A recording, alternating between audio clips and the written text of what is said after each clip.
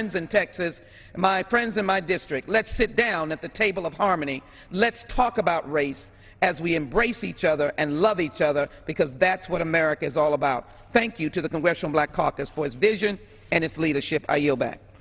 Thank the distinguished gentlelady from Texas for a very thoughtful and eloquent remarks. We in the CBC simply want a justice system that is colorblind. That should be our goal, our objective, our mission here in America. We can't have a set of laws unequally applied, over-enforced with one group that looks a certain way, under-enforced with another group that looks a different way. That's not the type of America we want. And one of the reasons why so many folks were troubled with the verdict down in Florida is that it appears that the stand-your-ground defense seemed available for a self-appointed vigilante who shot down a 17-year-old in cold blood, but apparently is not available for a battered woman who simply fired a warning shot against someone who had a history of abusing her. We just want a set of laws equally applied to everybody. We're pleased that the distinguished gentlelady from New York, my neighbor back at home, who has been a fighter for justice here in the Congress over the last 6+ years, has joined us. Let me now yield to Representative Yvette Clarke. And let me thank, Mr. Speaker, let me thank the gentleman from Brooklyn, my colleague and closest colleague in the New York State delegation, both of our districts being in the borough of Brooklyn, for leading us in this special hour today, Race in America, where do we go from here? For more than a year, many people have tried to give voice to Trayvon Martin and to present his perspective into the debate concerning the injustice of the criminal justice system and black males. With his remarks on Friday, President Obama provided Trayvon Martin a voice. By sharing his experiences, he offered America a perspective on the experiences of other African-American men, women, boys, and girls. And he gave voice to millions of Americans who felt the pain of the Martin Fulton family as their own. When President Obama introduced racial profiling into the conversation, he held up a mirror to the faces of all of us as Americans, to a truth that some commentators have tried to ignore and many more are in deep denial of. For despite the promises of equality in the Declaration of Independence in the Constitution, our practices have been inadequate to our ideals. Our beliefs, the best traditions of our nation, have not become a reality for millions of Americans of African descent. The tragic death of our young man, Trayvon Martin, followed by the acquittal of the man who pursued him and killed him, has reminded us that although it may seem as if African Americans and other minorities have achieved full equality in our civil society, we are still victims of racial profiling in violation of our laws and our morals. The lives of black men and women are not accorded the same value as the lives of white Americans. This is a reality for far too many black Americans. Compounding the 21st century's divisive racial tone is a reality that knowing that our lives have been devalued, our exercise of the liberties to which Americans have been entitled have been devalued and diminished, such as the right to vote. With millions of Americans, I was deeply disappointed with the Supreme Court's decision to prevent enforcement of the Voting Rights Act. We cannot forget that prior to the enactment of voting rights, democracy did not exist in many parts of the nation, with a deliberate denial of the right to vote to black people. Mr. Speaker, while the Supreme Court's recent decision and the Trayvon Martin case are crucial to this conversation, they cannot fully address the problem of racial inequality without a discussion of racial profiling, the structural discrimination of our judicial system, the disintegration of the educational system, and the lack of jobs and economic opportunity, especially for the African American community. Tonight, I want to just quickly hit on the issue of racial profiling in our justice system. In a June 2013 report from the ACLU, the war on marijuana in black and white demonstrated that even as rates of marijuana usage between blacks and whites are comparable, blacks are nearly 4 times more likely to be arrested for marijuana possession. In my district in Brooklyn and all over New York City, African American young men are harassed simply because of the color of their skin. The excessive use of stop and frisk, known in New York City as the Stop and Frisk program. It has been proven that this program disproportionately targets African American and Latinos, these two groups comprising 87% of all stops, while only about 50% of the city's population. According to the New York City Civil Liberties Union, the number of stops of young black men neared the entire population of young black men, 133,119 as compared to 158,406 in the population in the year 2012. That means that there were some young men that were getting stopped more than once. Increased the number of stops 600% since 2002 when he became Commissioner Kelly, increased the number of stops when he became commissioner, reaching a peak of almost 700,000 stops in the year 2011. They have almost a 90% fail rate. Only 12% of the number of massive stops result in an arrest or a summons, and have been less effective in getting guns off the street than random searches of all New Yorkers would. It is a clear violation of civil rights and civil liberties of African American and Latino men. So where do we go from here? Well, members of the Congressional Black Caucus have introduced and sponsored legislation on racial profiling, and that will represent a comprehensive federal commitment to healing the rift caused by racial profiling and restoring public confidence in the criminal justice system at large. I want to encourage my colleagues to take a look at this legislation, because this is where the conversation can begin, and this is where the healing should start. This can be done through the changing of policies and procedures underlying the practice of racial profiling, and through, like the President said, working with the state and local governments on training that helps enforcement officials become more aware of potential racial and ethnic bias. I urge my colleagues to go back to their districts and to hold town hall meetings and discussions on race. Speak to your constituents. Speak to your families and friends. Have conversations at home and in your neighborhoods.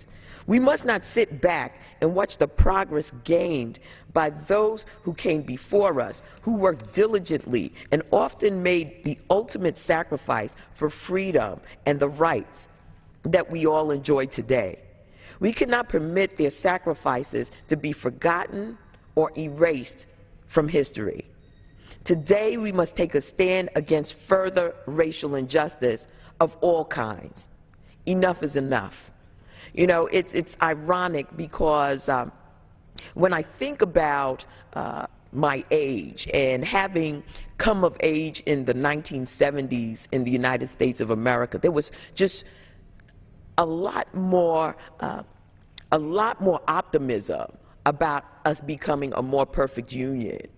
And to arrive in the House of Representatives in the 21st century and see the type of digression that has taken place in our nation, to know that my nephews that are millennials are going through some of the same issues that young men in the 1950s and 1960s were facing in a desegregated nation is extraordinarily painful.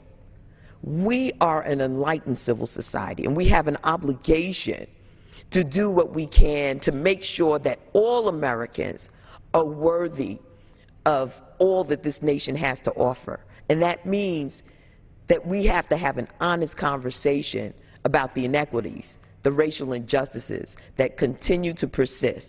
While not as blatant as they were in the 1950s and 60s, still fester and continue to be a blight on a nation that is poised for greatness. With that, I yield back.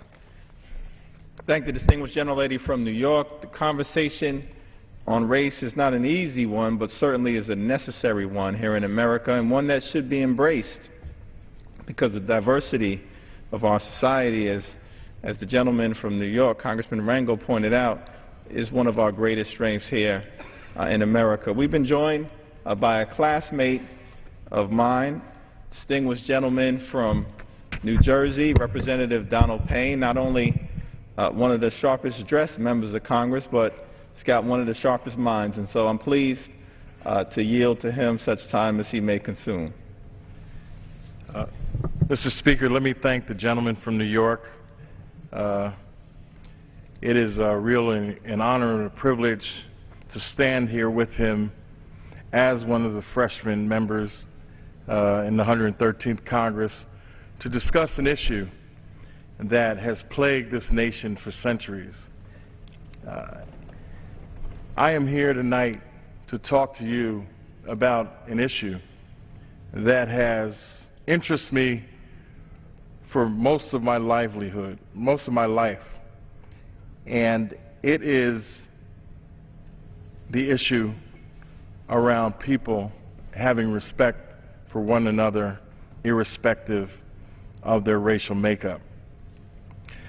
I grew up in Newark, New Jersey, which is a town, the largest city in the state of New Jersey, with many suburbs surrounding that metropolis.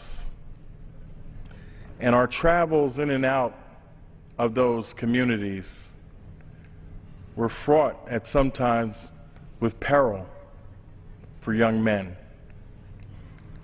So that was 40 years ago. But fast forward to the past 18 months, and what do we have? We have the same situations still before us. A young boy armed with a bag of candy and a drink is profiled and followed. The car follows him, and then the individual gets out of the car and follows the young man on foot. Now at 17, I wonder how I would have felt if a car had followed me, a grown man gets out of the car and continues to follow me. It is a situation that I have thought about over the past 18 months because of my triplet children. 2 are boys who just turned 15. So they're right around Trayvon Martin's age. And I wonder, have I taught them enough to be safe? Will they find themselves in this position? And on hearing the outcome of the verdict that Saturday evening, one of my young sons texted his mother to say what had happened and why had that happened. Because we taught them in this nation that justice prevails, and how the victim becomes the guilty party in a situation like this, I still cannot understand. Because it became about who and what this young man was and what he had done and what he had been doing, rather than the perpetrator following him. I was fortunate to be in New York during the time of the 100 rallies across the nation in finding justice for Trayvon Martin. I proudly stood with Trayvon Martin's mother on Saturday, a dignified woman in all of this crisis, and sorrow that must be in her heart, she has remained a dignified individual and only asked for justice for her son. Not that people should act out in a manner in which the masses thought that they would, but to have a peaceful demonstration about the injustices that came out of that case. Stand your ground. Did Trayvon Martin have the right to stand his ground? He was the one who was being followed. He was the one being profiled. When did he lose the right to defend himself? We are in a difficult time here in this country, but it seems like we always get to this point at some time and we start the conversation, but we never finish it. We need to have an open discussion about the conditions that we find ourselves in as Americans, all of us. We need to understand both sides of the issue, all sides of the issue, so we can move forward with this great experiment called the United States of America. It is the greatest nation in the world, this is true. And many come here to live the American dream. Many nations emulate the United States. But we have a long way to go in this nation as well. The injustices that we're facing are widespread and threaten some of the most fundamental rights of this country. So I ask my colleagues, let's have that discussion. I ask the citizens of the United States to let's have that discussion so we can form that more perfect union. I have had situations in my life where I found myself not in the exact situation of Trayvon Martin, but issues of racism that were perpetrated on me. But I'm not bitter towards an entire population. Those were individuals. We have to come to grips with prejudging people in this country. And I'd just like to end with something Dr. King said. In the end, we will not remember the words of our enemies, but the silence of our friends. And my father, the late Congressman Donald Payne, who was a great teacher, humanitarian, and felt all people deserved the right to freedom, justice, and equality, taught me a poem very early on in my life, and I will end with that. And it said, whether you had blonde, fleecy locks or black complexion, it cannot forfeit nature's claim. Skin may differ from black and white. Skin may differ in black and white, but it is all just the same. Were I so tall as to reach the poles or span the oceans with my hands, I must be measured by my soul. The mind is the standard of a man. And with that, I yield back.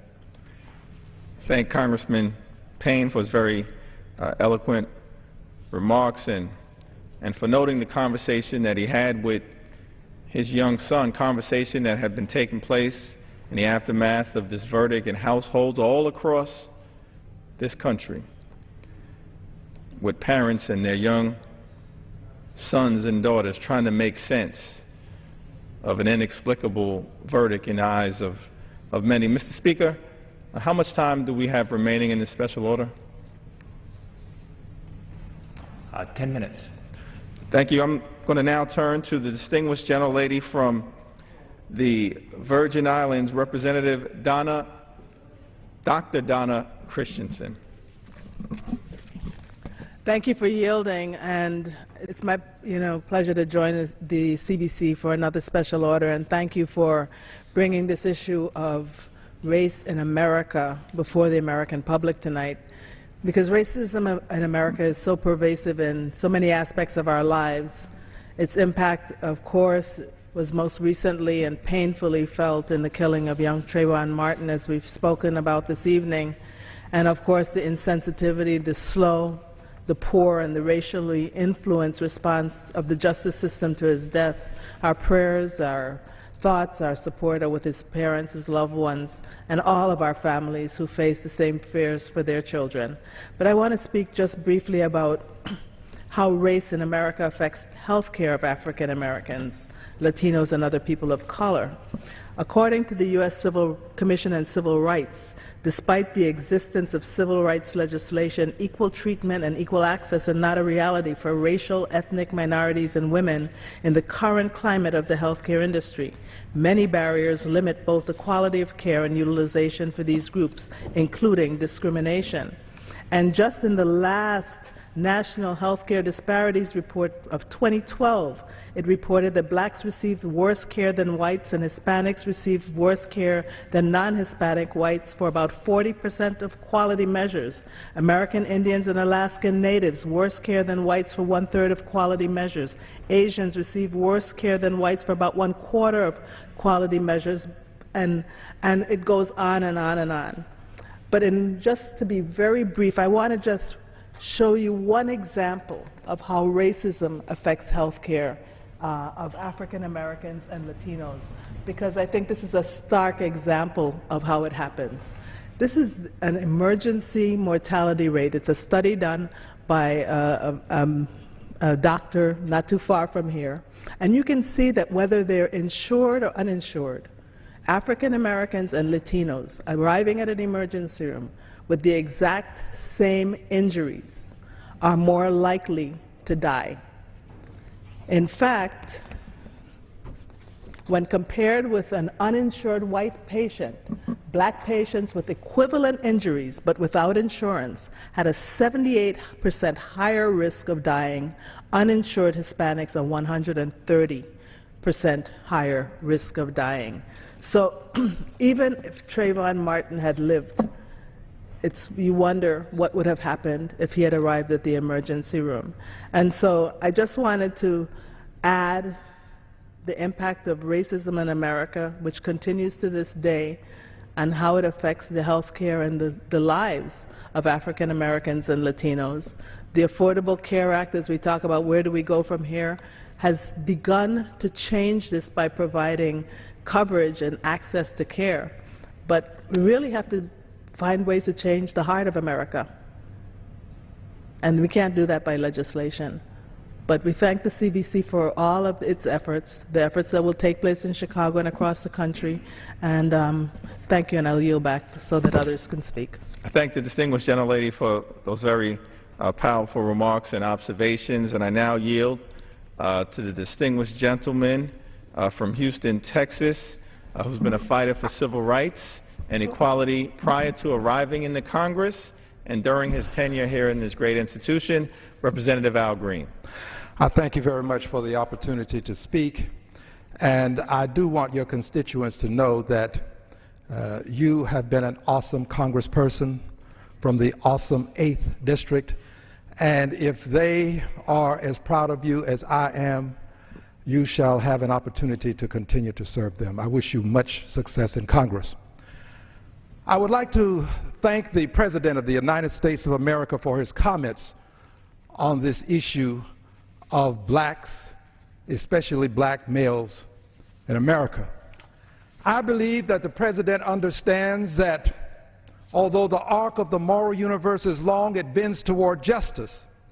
But it doesn't bend toward justice without some assistance. It doesn't have the kinetic energy to do so without some help from mortals. And I think that the President went a long way toward bending the arc of the moral universe toward justice with his comments as they relate to the plight of African American males. I'm grateful and I'm thankful. With reference to the Trayvon Martin trial, we live in a world where it's not enough for things to be right, they must also look right. And it doesn't look right when a 17-year-old boy leaves home to go to the store, on his way back home, unarmed, encounters a person with a firearm, is killed, and it's done so with impunity. It may be right, but it does not look right. And because it doesn't look right, we have to understand that although you can have a fair trial, you may not have justice as the outcome. I believe that this trial was fair to Mr. Zimmerman. I don't believe it was fair to Trayvon Martin. And I don't believe that we can say that this was a just decision. Now, there are people who will differ with me and say that you shouldn't say this. Many of these same people would say that O.J. Simpson had a fair trial, but that he didn't get a just verdict from that court. And the same people who don't want me, us, to protest, you have to understand that if it was right for the farmers to come here in their tractors and protest the conditions related to farming, then it's right for me to protest. If it was right for the veterans after World War I to come here and set up tents, a tent city, in protest, it's right for me to protest. If it was right for the Tea Party to come to Congress and stand along the way across from one building to another and protest, then it's right for me to protest. And by the way, I think it was right for them to come to Congress to protest. I support their right to protest. If you think it's wrong for me to protest, then you've got to change the Second Amendment to the Constitution of the United States of America. We have the right, we must exercise the right, because an injustice has taken place. And because time is short and there is at least one other speaker, I want to mention this as my closing remark. There is something bigger than Trayvon Martin and Mr. Zimmerman that's taking place in this country, indeed in the world. There is something bigger than us as individuals and individual cases. J. Patrick Kinney has appropriately put this together. He has a poem styled The Cold Within that addresses something that we have to confront, this coldness that's so pervasive. His poem, 6 humans trapped by happenstance in black and bitter cold. Each one possessed a stick of wood, or so the story's told. Their dying fire in need of logs, the first man held his back because on the faces around the fire he noticed one was black. The next man looking across the way saw one not of his church and couldn't convince himself to give the fire his stick of birch. The third man sat in tattered clothes, gave his coat a hitch. Why should his stick of wood be put to use to warm the idle rich? And the rich man just sat back and thought of all he had in store and how to keep what he had earned from the lazy, shiftless poor. The black man's face bespoke revenge as the fire faded from sight. For all he saw in his stick of wood was a chance to spite the white. And the last man of the forlorn group did not accept for gain. Giving only to those who gave was how he played the game. Their logs held tight in death's still hands was proof of human sin. They didn't die from the cold without. They died from the cold within. I yield back the balance of my time. I thank the distinguished gentleman from Texas. We, unfortunately, are approaching the close of this special order, but to close us out, in the remaining time that we have, Representative Mark Vesey from Dallas, who's done a tremendous job as a member of this freshman class. Thank you, Congressman Jeffries. I appreciate you letting me talk about this very important topic because we need to talk more about equality and have a conversation on race and injustice in this country. I really liked a lot what Representative Clark, your colleague from New York, when she talked about the over-enforcement of African-American males, particularly when it comes to stop and frisk. and other members that talked a lot about the verdict in the Trayvon Martin trial that really did discourage a lot of people that really was starting to gain hope in our criminal justice system and thought that things really were getting better.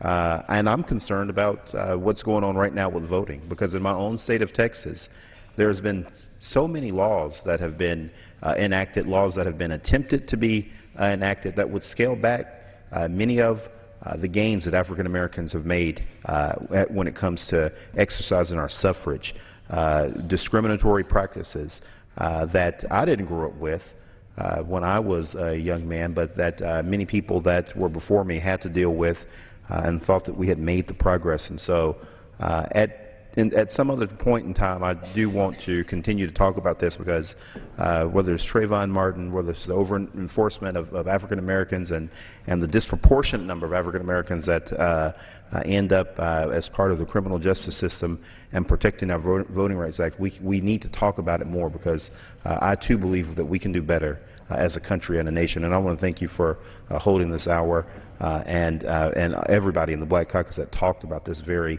important topic this evening. Thank you. Thank the distinguished gentleman from Texas. We've come a long way in America, but we, of course, still have a ways to go.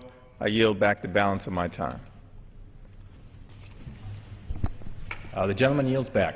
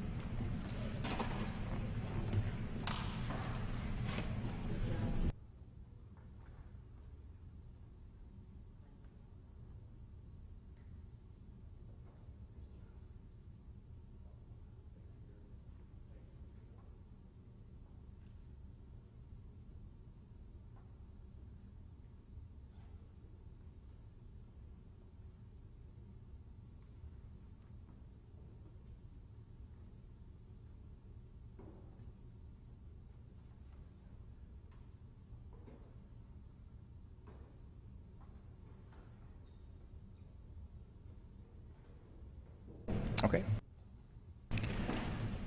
Pursuant to Clause 12A of Rule 1, the House stands in recess subject to the call of the Chair. The House today approved a bill designed to increase information sharing on threats from weapons of mass destruction. The bill is designed to improve communication between the Homeland Security Department, local law enforcement, and first responders. Later in the week, the House takes up 2014 Pentagon spending and 2 bills dealing with the Environmental Protection Agency.